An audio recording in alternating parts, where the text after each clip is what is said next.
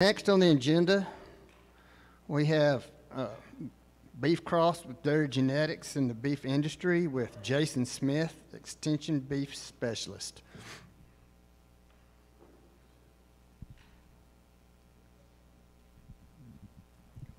Thank you, Brent. And we're going to take this for a test drive and see if it works. Activate, click the screen. All right, so you're going to have to drive, Justin. All right. So appreciate the opportunity to be here and visit with y'all on this topic. I guess this is a consequence of if you get into discussion and make a comment about whether something impacts the industry or not, you get to present on it the next year. Here we are today, okay? Before we get started, how many of you are familiar with the concept of these beef on dairy composites being fed in the industry? Okay, all right, so by and large, majority of us are familiar that there are some beef dairy cross calves to a much greater extent than we would have thought of traditionally in the U.S. being fed. Okay, how many of you are concerned or have questions about how that supply of cattle may impact feeder cattle prices, the value of your commercial beef calves that you sell? Okay, I'm seeing some head shaking no. So I think one of the reasons why we're covering and talking about this topic today was the general theme of last year's Southwest Beef Symposium was, yes, there was a lot of concern over this, I'm going to use quotes, additional supply of feeder cattle and the impact that they may have on convention. Now I'm starting to see some head shaking, so maybe everybody just didn't want to raise hands. Fair enough. So a couple of things I want to talk about in this time slot. First and foremost, talk about why beef on dairy. Why now? Why is this something that's happening to the industry now and it hadn't in the distant past? I'll talk a little bit about some of the recent trends in the beef and dairy industries to try to explain why we're seeing some of those things. Talk a little bit about the strengths and weaknesses of both straight-bred beef calves, straight-bred dairy calves, and hopefully those will come together and hopefully justify as to why that might be a wise decision to try to improve the value of cattle. Then I'm going to try and provide a very simple answer to an incredibly complex question, and one that we don't have any hard reported estimates of. What I ultimately want to get to is a rough estimate of the prevalence of beef on dairy calves in the industry and what potential impact we expect that might have on feeder cattle prices. Okay, and then ultimately at the end I want to wrap up with, once I get to that value, hope everyone will evaluate that for themselves and determine if you think that value is something to be concerned about or not. And if it is something that you're concerned about, I'll leave you with some options to potentially offset that impact if you're not already doing some of those things. I'll try this one more time, Justin. All right, so why beef on dairy instead of just dairy calves? Ultimately, over the not too distant past, there's been a decrease in acceptance of straight-bred dairy calves by the packers, ultimately. Now, that's not to say that packers were necessarily the only people that weren't happy with straight-bred dairy calves. There's lots of weaknesses of that straight-bred animal that I'm going to talk about here in a minute, but ultimately, you know, one of our major dairy breeds, we traditionally haven't fed a lot of those straight-bred cattle because of issues with efficiency, because of issues with productivity. And at the end of 2016 and leading into 2017, we had one major packer say, we're not accepting these cattle anymore. Okay, and that would have been primarily the straight-bred Holstein market. Since then, we've seen others follow suit, maybe not to as great of an extent, but still less and less acceptance of straight-bred Holstein-type cattle as finished cattle in the market. Okay, as that happened, that led to a decline in an already relatively low bull calf price. Okay, so at that time, dairymen who already were not getting a substantial amount of money for a straight bred dairy calf. When there was less demand from feeders, guess what? That price goes down, right? Supply and demand. So Justin and I talk about a lot. That explains the majority of markets and changes in the market. Okay? So saw that decline in bull calf value. From the dairyman's perspective, from a dairy production standpoint, have milk prices been very good? Has dairying been what we widely consider as just an incredibly profitable business? No, it hasn't. Okay, and so with limited opportunity to increase profitability of that enterprise through just milk, dairymen are going to look at other alternatives. One of those major alternatives or opportunities that existed was to focus on this other revenue stream. Okay, those bull calves that were not incredibly valuable, well, there might be some things that can be done to improve the value of those animals. So insert the beef on dairy cross animal. Okay, so something that has, from the reports that we hear, increased the potential value of that day-old calf nearly tenfold in certain conditions. All right, Justin. So I want to look at the U.S. dairy herd size. Okay, so the top line, and those dots would be across the period of the years 2016 through 2022. Those dots and that trend line, that flat trend line that goes through those dots, represents the U.S. dairy cow population represented as number of cows that calved. Okay. So approximately 9.5 million dairy cows that calved. That line is flat. The slope of that line's about positive 9,000 head per year. So we'll say that's essentially no change in the dairy cow population since 2016. But what we have seen, represented by that lower line, I think the orange dots in that line that transects them, is over that same period of time, a reduction in the number of heifers that are retained as replacements. So cows are flat. It's taking cows that calved are flat. Fewer heifers to create those means what? Getting somewhat better at reproductive efficiency.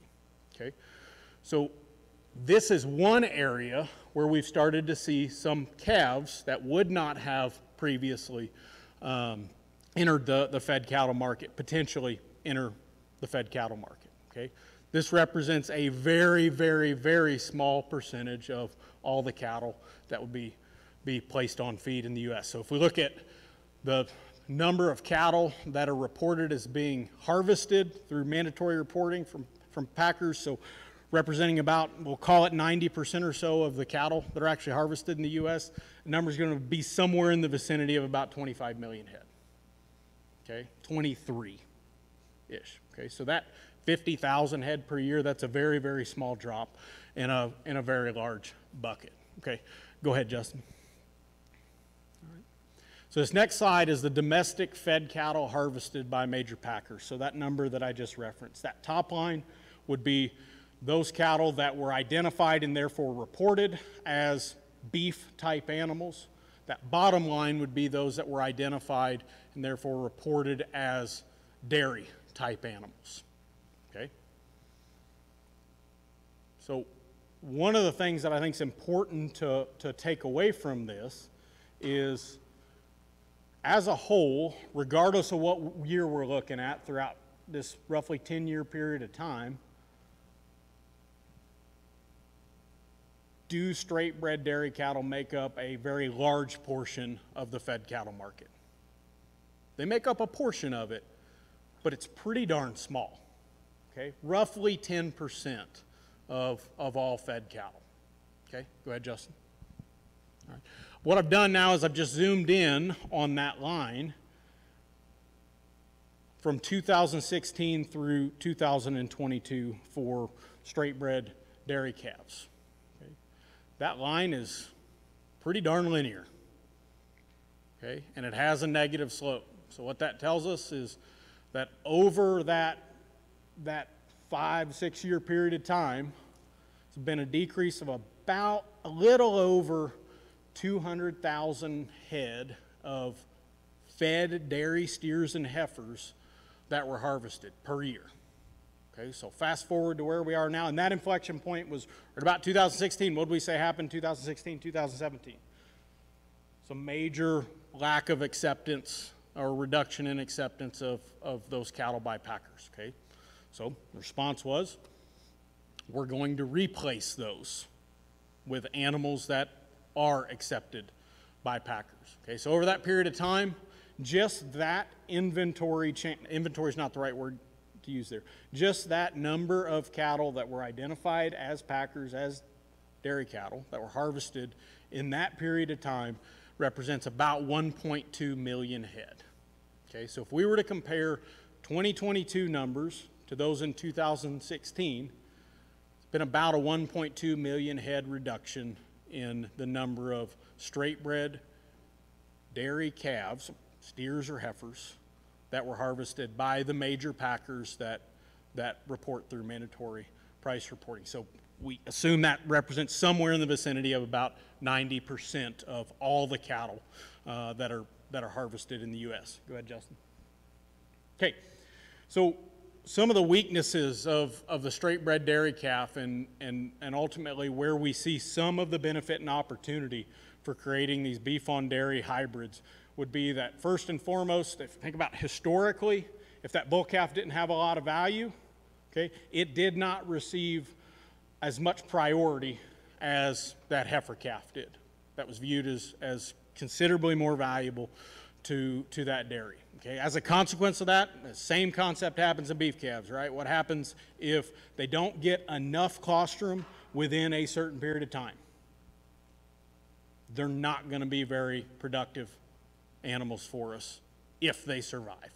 Okay, so that had been an issue in certain situations for straight-bred dairy calves. So I'd expect somewhere in the vicinity of 7.5 to north of 7.5, upwards of 15% or more pre-weaning mortality in those calves.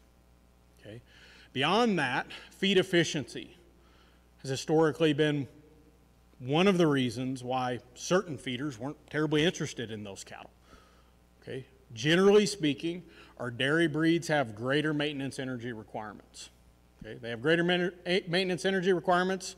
That means that for every bite of feed that they take, there's a greater portion of that that's used just so that they can stand there and look at us, compared to cattle with lower requirements. Okay, so they've got high maintenance energy requirements primarily as a consequence of having greater digestive organ mass, more bone, some of those kinds of things.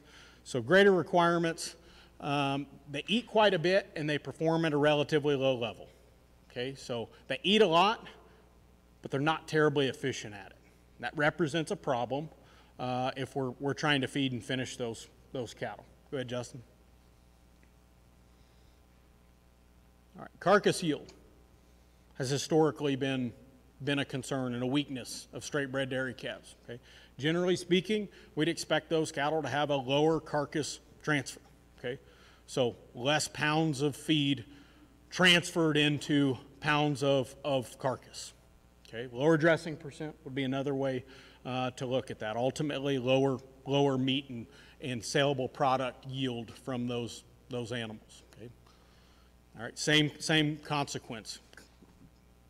Result of higher gut mass, more bone, lower proportion of lean to those numbers. Okay, and then some issues with perception of retail products, whether that was lean color, potentially fat color, depending upon breed composition and how those cattle were fed, how long they were fed. Okay, but lean color and then stability of that color throughout the retail case. These are all concerns, things that have added up and weighed against the straight-bred dairy calf. All right, next slide, Justin. Okay. Now, some of the strengths. Okay, and this is where I think the industry as a whole represents these cattle potentially adding value. So the dairy portion adding value to this beef on dairy equation. One of those is, first and foremost, head days. The amount of time that those cattle require to be fed. It is important for a large portion of feed yards that they don't have empty pen space. I think where's Wesley sitting? You heard him say that's one of the risks they try to mitigate is ground that can be stocked that isn't stocked. Same concept applies in the feed yard scenario, okay? High overhead fixed assets, cattle need to be on feed, okay? These represent, so 300 plus day cattle represent an opportunity to fill pen space and not have to turn more than one animal to be able to fill that slot for that given period of time. Quality. Generally speaking, our dairy breeds, from a product quality standpoint, think about marbling, they're typically pretty high quality type cattle.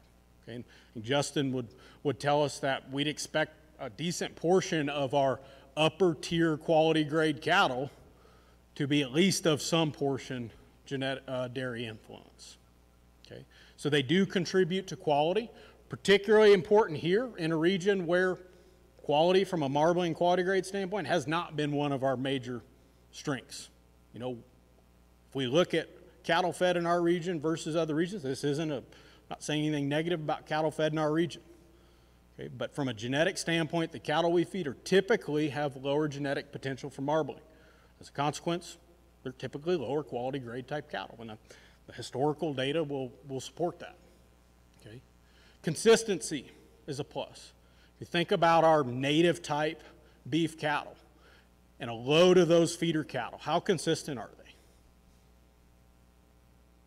Not nearly as consistent as what we would expect out of a group of animals that come from a much tighter, much smaller, not always a positive thing, but a much tighter, much smaller genetic pool. Okay, those cattle have less variation. Inherently, less variation in certain situations equates to added value. All right, Justin. So what I'm showing in this table would be the 2022 fed cattle observations and expectations. So again, this comes from that mandatory price reporting data set. So this is what packers have communicated, again, on what we'll call roughly 90% of the cattle harvested in 2022 across the United States. Okay, so the second column would be those cattle that were identified as beef type animals. The second column would be those identified as dairy type animals. So if we look at our fed steers and heifers, or maybe even mixed steers, heifers, and cows, from a breed type standpoint, this is the extent to which we receive that data or have access to that data. There is no category right now for beef on dairy, okay? So we've got to do a little guesstimating as to what that animal might look like. One of the things I want to point out, finished weight. No different between beef and dairy calves. From a frame size standpoint, would you expect straight bred Holsteins, by and large, to be bigger than our beef cattle? Yeah, we typically are feeding cattle to a body weight endpoint, hoping they're at a certain degree of finish at that point in time, but generally that's where we're feeding those cattle to, okay? But look at the difference in hot carcass weight across those, okay? About 50 pounds per head difference in hot carcass weight, okay? Dressing percent follows that suit, so we'd expect those straight bred dairy calves, or at least from 2022, they dressed about 60% of their, we'll call it pencil shrunk live weight as hot carcass weight. Okay, dress prices, okay, about $12 per hundredweight less than beef calves. A live price is about $15 per hundredweight less. Okay, total value difference was a little over $200. This would be value what the packer reported as having paid for those cattle. $200 per head. How often do we have a $200 per head fed cattle profit margin? Not that often, right? So again, case in point as to why we're seeing this shift from straight bred dairy calves, go ahead Justin, to beef on dairy composite calves. Okay, so I'm showing a bell shape, call it a normal distribution. So where average falls in the middle of that curve, okay? Okay, so average in this situation, or in the context of this comparison, would be the simple average between a beef calf and a dairy calf. Okay, so if we take 50% of those genetics are beef breed, 50% of those genetics are dairy breed, we'd expect them to fall right in the middle. Okay, Justin, hit it one more time. Okay, what are some of our observations and what we've had communicated to us from those that are feeding these cattle are that the general expectation is that these beef on dairy composites fall little on the north side of that halfway point. So these cattle seem to perform, whether that performance is live performance, it's carcass quality, whatever it may be, they do so in a way that makes them look a little more like beef calves than it does just the average of a beef and a dairy animal. Does that make sense? Okay, so we're expecting that they do a little better. Now the question is how much better? I think 15 to 30% improvement over that average probably catches most of those animals in most of those traits. Okay. That is not we don't expect that to be an every single situation outcome. And guess what? If we use poor quality beef bulls on those cattle, they're going to fall on the south side of that midpoint line. Okay? And so I think that is an important consideration. But generally speaking, if almost 100%, we assume roughly 100% of these calves are sired by AI, we would generally assume that if we're comparing the average AI beef sire to the average natural service beef sire, which one's probably going to be better? That AI sire. Not always the case, okay, but the average would say that's probably the case. So, we've gotten some questions, well, is this because of hybrid vigor? Probably not. It's probably a consequence of the genetics that are being used to make these crosses compared to the average genetics that are used to make that straight bred animal. That's my theory, at least. Go ahead, Justin. So here's where we might expect those to fall. So that second column would be just that simple beef on dairy average. The third and fourth column would be 15% improvement and then a 30% improvement over average. Okay, so if we look at what that means from a dressing percentage and ultimately a total value standpoint, that's a considerable difference on those animals. Okay, go ahead, Justin. Next slide. All right.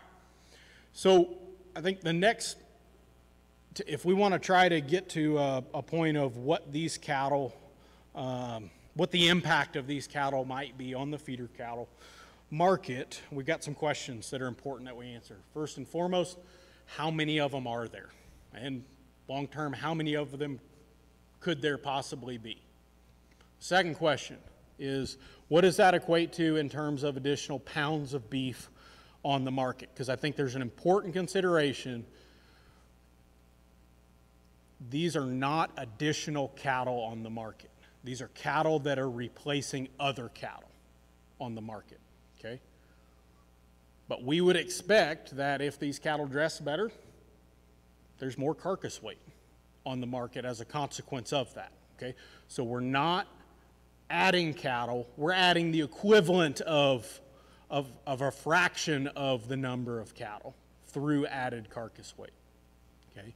And then third, to what extent does that potential increase affect feeder cattle prices? Okay, Justin. So I'm going to go through our estimation really two different ways. Okay, the first means that I'm going to make this estimation is through change in domestic dairy semen sales. If we assume that the majority of these beef on dairy calves are cows or placement heifers that would have previously been bred using or conceived using domestically sourced semen, I expect that a decrease in that should translate in some way, shape, or form, maybe not one-to-one, but it should translate to a rough estimate of a change in that population of animals. If you look at those numbers over time, so over the past 10 years, the top line would be domestic dairy semen sales, the bottom line would be domestic beef semen sales.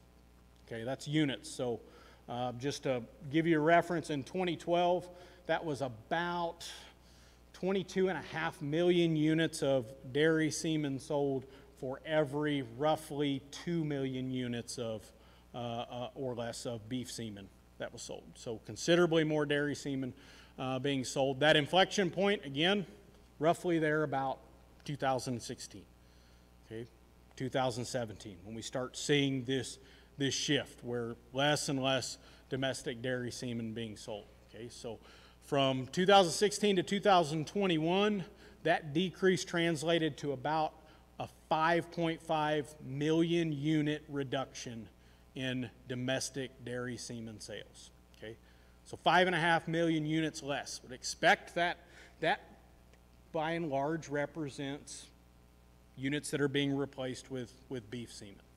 Okay, so if I assume 2.7 roughly services per conception for dairy cattle, that gets me to about a little over 2 million potential beef on dairy conceptions that would have occurred in 2021. Okay. If I then work from that number backwards and consider, okay, the potential, we'll call it fetus mortality. So by that time we're beyond early embryonic mortality, but so mid and late gestation mortality, stillbirths, which our dairy extension specialist tells us to expect about 5% of dairy calves that are born to be born stillborn. Okay, pre-weaning mortality of about 7.5%, and then a post-weaning mortality of about 2%. Excuse me, to the pre-weaning mortality point gets me to about 1.7 million head potentially placed in feed yards in 2021. Okay, we apply a 2% death loss to that number. That gets us to about 1.6, 1.7 million head that would have likely been harvested in 2022.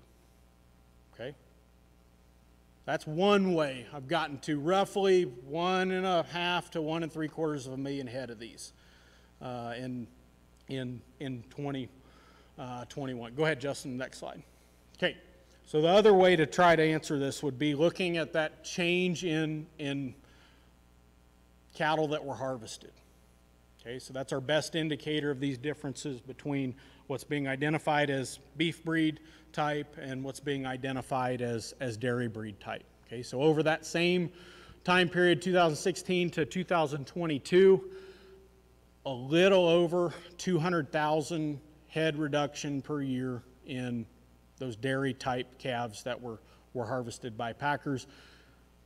An additional 50,000 or so fewer dairy replacements that were retained per year. So ultimately, we expect that if this translates into straight breds being replaced with composites, that represents, if we use just that 90% of the population number, about 250,000 head per year over that time period. Okay, if we assume that represents the remaining 10% or so that weren't represented in that mandatory price reporting, then that gets us to about 290,000 additional head per year since 2016. Okay, so that range, so using those two numbers, for 2022, we'd expect that to be somewhere in the 1.6 to 1.7 million head range. 2023, based on that same, which to this point in time has appeared to be about as linear as it gets, somewhere in the vicinity of 1.8 to 2 million head of these critters. Okay, Justin, go ahead to the next slide. Okay, so that's roughly, we think we're there about that 1.5 to 2 million number. Okay, so we'll call it 1.75 million head. So one of the questions we ask is, okay, so where could we potentially get to? How many could there be that potentially enter this market? So we've heard estimates as high as 5 million head. Okay, we don't believe that is feasible and sustainable for the dairy industry. We expect that is likely an overestimate.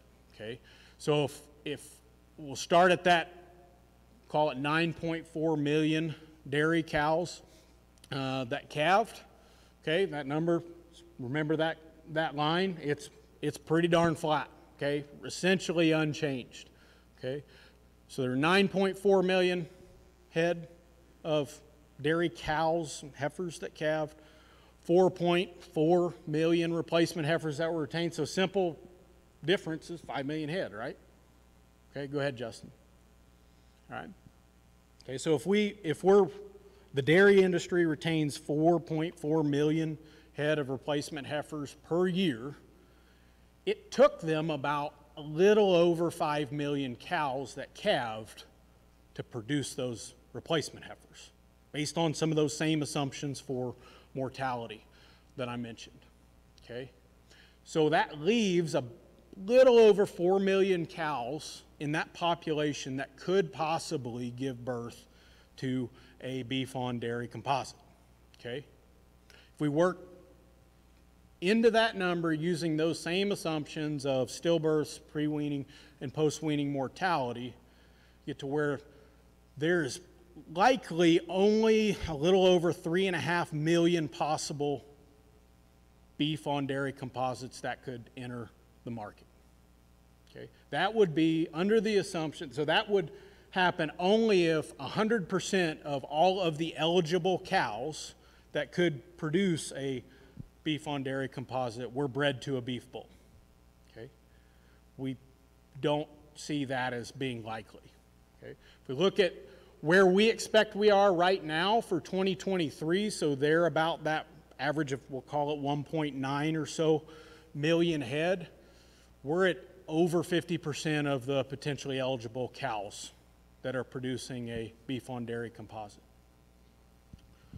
As a consequence of that, we expect that to this point, incredibly linear line to very quickly become fairly flat. I think we're pretty darn close to being this, I don't want to call it market, but this population being saturated, reaching its potential for production. So likely we're not going to get beyond 75% of all the eligible cows.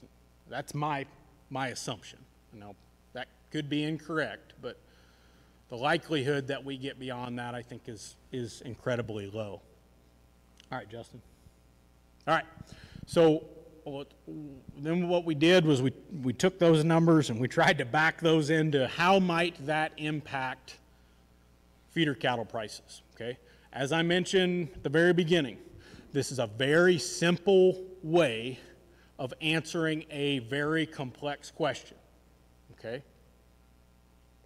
So in order to do this, one of the things we did was we took a pretty large data set and identified the major factors that explained variation in feeder cattle prices, okay? For those of you students, anybody that's familiar with modeling, our model explained about 85% of the variation in feeder cattle prices using 4 variables, okay? That's a pretty darn good model. There aren't a lot of models that explain that much variation, okay? So we took that model and applied some of that data that I've already presented to you to it, okay?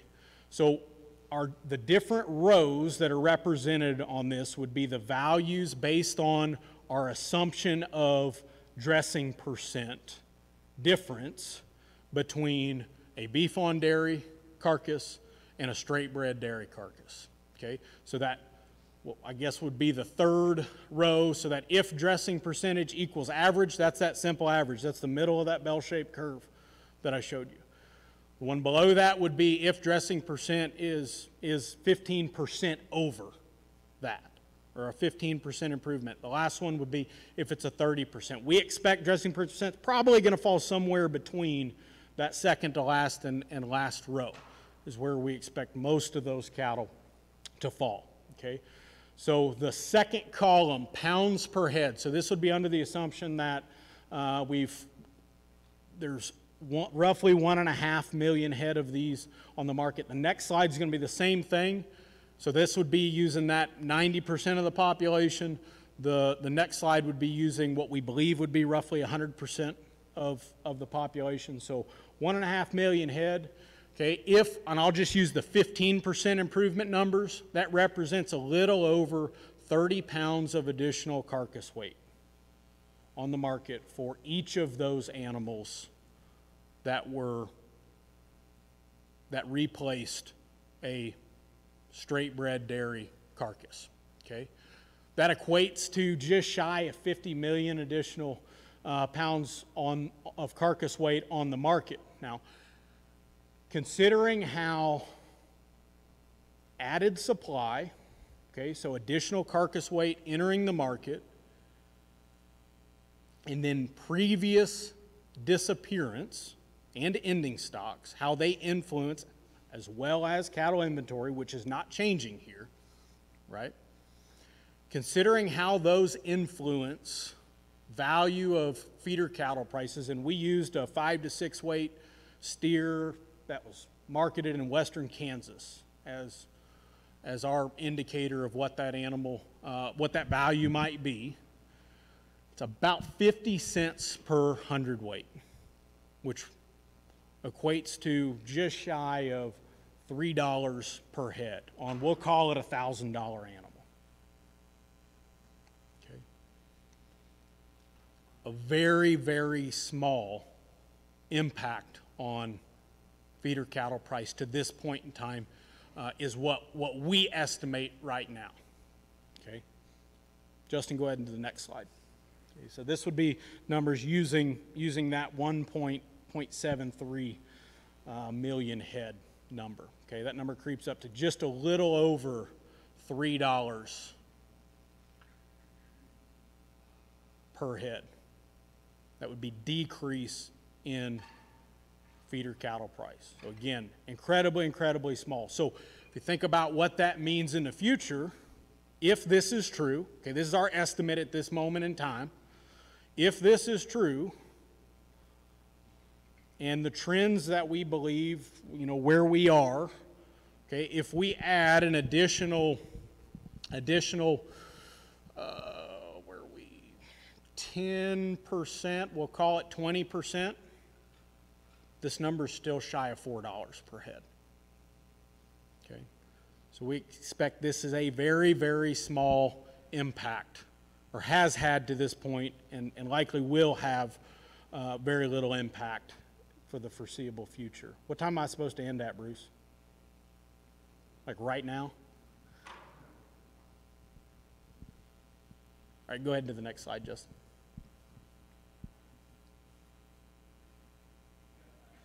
Okay, so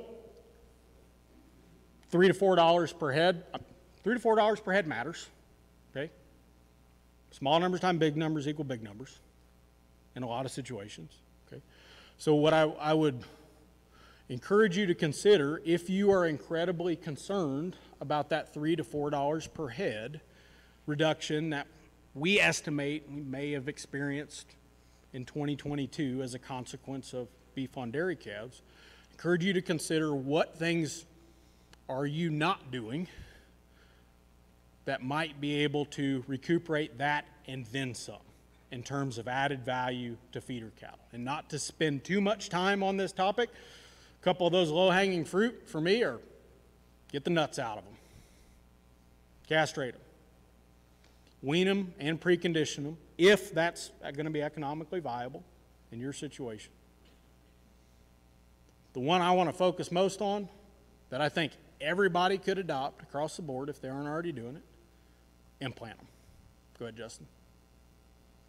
All right, so throw up some data. So the majority of the data is, if you look at it from a meta-analysis standpoint, expect a just shy of a 6% increase in weaning weight as a consequence of our commonly used pre-weaning, call it branding time, suckling calf hood implants. So a Ralgro, okay, a Synovex C, or a component EC with Thailand. Okay, expect about a 6% increase in weaning weight. Go ahead, Justin. Okay, we've got a lot of options that exist. Okay, they're different flavors. Okay, we can find options that work for different scenarios. We have some resources that will help guide you to optimizing that strategy for your operation? Go ahead, Justin. Okay, the two things I want to end on is, because oftentimes when I say, well, implant them, response is, well, they're going to be worth less if I implant. Okay, I want to look at that from two different angles really quickly, and then we'll wrap up. First angle, okay, superior data set. Okay, about 3 million head. Implant status did not, if we just look at the data from cattle were listed as implanted or not implanted. Okay, this is, throw programs out for this slide. We'll go to that one in the next slide. Okay, just implanted versus not implanted. Because implanted cattle were worth the same dollars per hundredweight as those that were not implanted. They were 6% heavier. Okay, so that translates to additional value in those calves. All right, next slide, Justin. Okay, so then the question becomes, well, okay, well, what if I'm marketing them in a way that captures added value from that animal not having been implanted? Okay, the first and foremost, if you do not have documentation that accompanies that calf, if it has not been documented, there is no additional value to that calf having not been implanted. That ship has sailed. It can no longer become an NHTC program calf. It can no longer become an all-natural program type calf. Okay? Doesn't matter what you tell the guy on the auction block. Doesn't matter what he tells the buyers. Okay? That ship sailed. Okay? All right, so the only opportunity to gain that additional value would be marketing cattle through a program, which almost always requires that documentation, okay, that adds value. Okay, so the numbers I'm showing here are from a different superior data set. So this is just shy of 5 million head. Okay, and so this represents prices, and I've adjusted those prices over time. What the potential added value of implanting that animal was relative to the potential added value that has been reported for cattle that were enrolled in an NHTC type program. Okay, just the NHTC component. So that program premium equated to, depending upon the calf market, so we'll look at our what we call our current market, so let's call it $200 per hundredweight for a 5-weight calf, about $2.75 per hundredweight premium. Okay? Okay. So that equates to about $19 per head on that animal. I'm not saying this represents every single program. I encourage you to evaluate these numbers for your operation and see where those dollars fall for you, okay? But in this data set, that's a $20 per head premium, okay? Well, the added premium, and this is dollars slid, okay?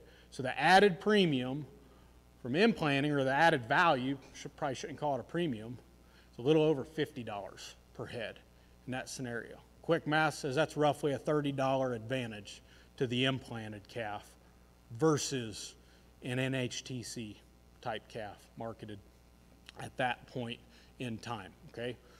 Let's knock $6, $8, heck, let's even knock $10 off that for buying the implant and getting the implant stuck in its ear, and that's a far overestimate of what it costs to do that. We're still at nearly a $25 per head advantage, okay?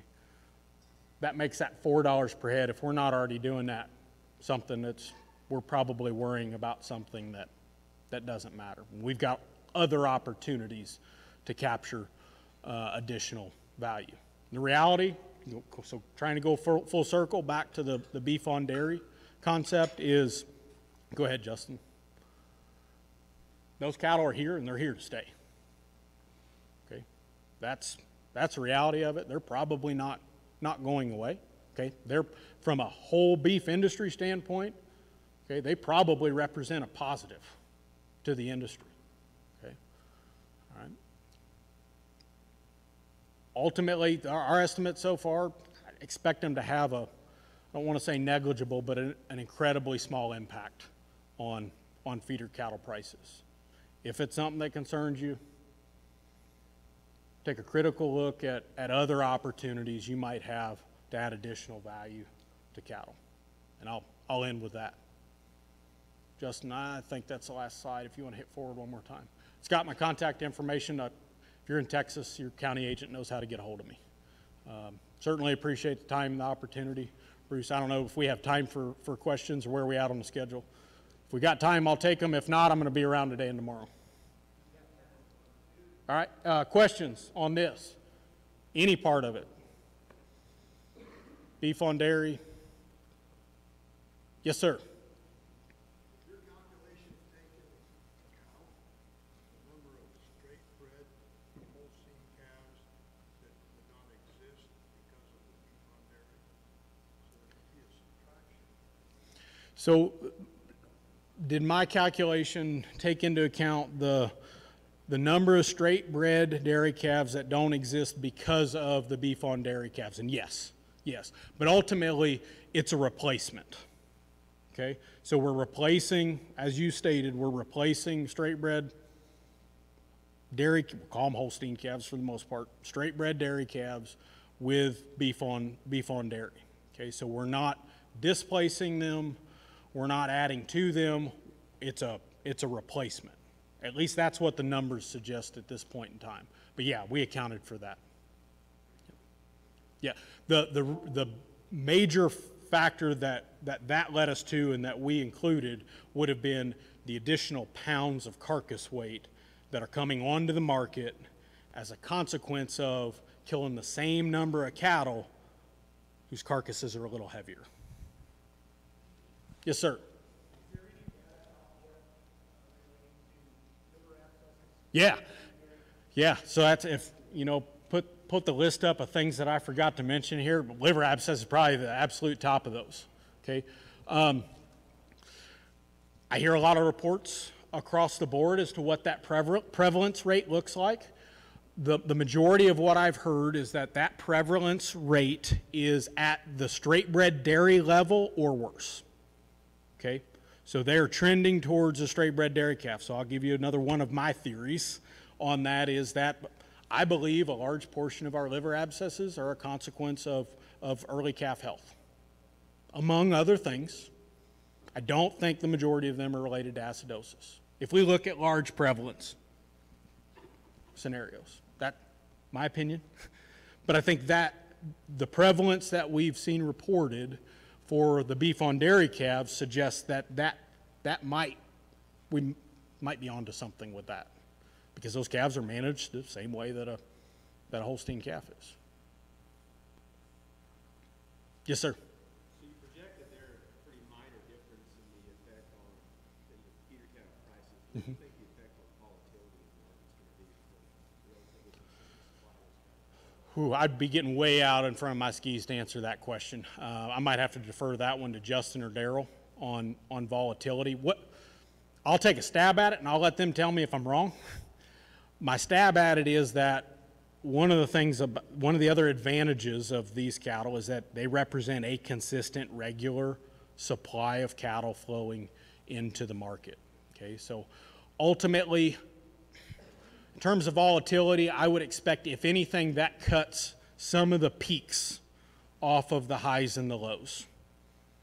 Okay, but I think in the grand scheme of things, based on prevalence and total number, cutting a small amount off those peaks.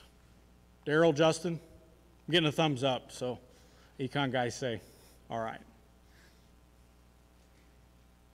Yes, sir. No, I appreciate the question.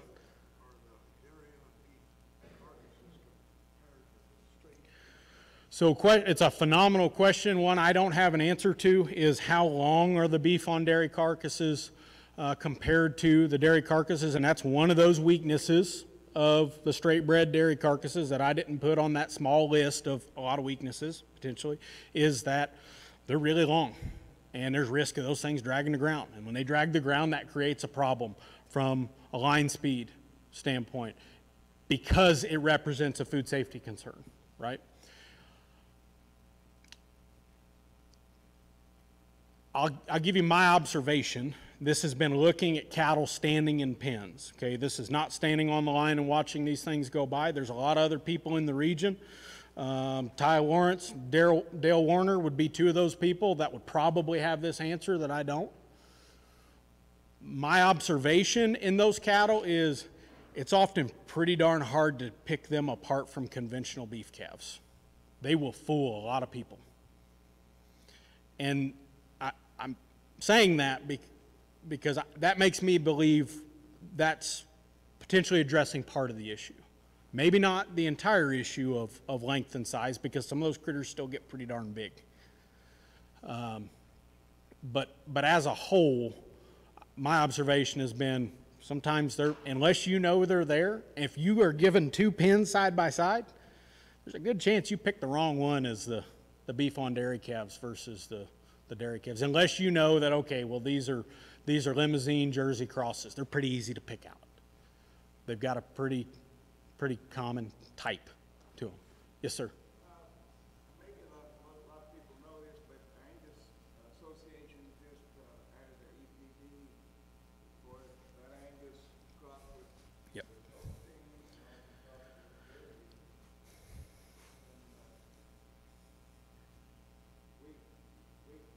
what they call black Holstein several years ago came out of there. Well, they're good cattle and game good, and they really great. Yeah. A lot of them are really good cattle, and I think it goes back to genetics that are used. You know, garbage in equals garbage out. So if we're not using good bulls on those cattle, they're probably not going to be very good. But if we're using good bulls on those animals, and as you mentioned, and for anybody that didn't hear it, there are EPDs that have been developed and are currently being developed for this specific use amongst some of our major breeds. If you look at dig into that semen sales data, the bulk of those sales, that change or increase over the past, we'll call it 10 years in beef semen sales, has been Angus, Simmental, I believe primarily Sim Angus within that, and Charolais. Those have been the three major breeds, at least as I eyeballed and went through the data. That's what those look like to me. Yep. But a lot of efforts and a lot of focus amongst the AI companies in that space right now. So expect to see more and more on that. All right. Well, thank you all very much. Appreciate the opportunity. And if you think other questions, I'll be around.